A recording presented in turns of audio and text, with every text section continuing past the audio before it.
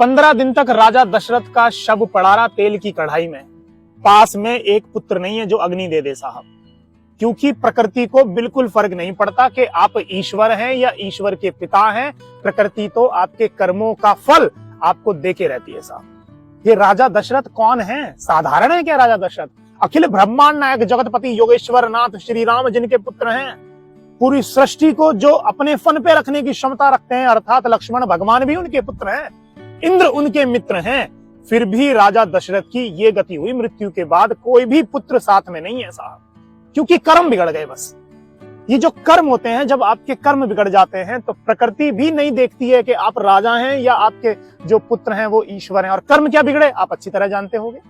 दूसरा उदाहरण है भीष्म पितामह का। कितने दिनों से बाणों की शैया पे लेटे पड़े हैं। भीष्म पितामह कौन है?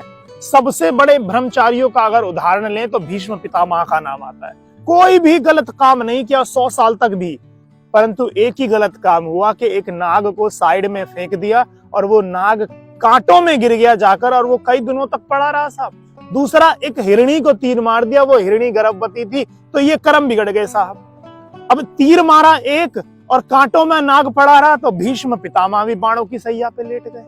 आपके कर्म जब तक बिगड़ते रहेंगे ये प्रकृति आपके प्रतिकूल ही काम करेगी, और आज नहीं तो कल आपके कर्मों का फल आपको मिलके रहेगा।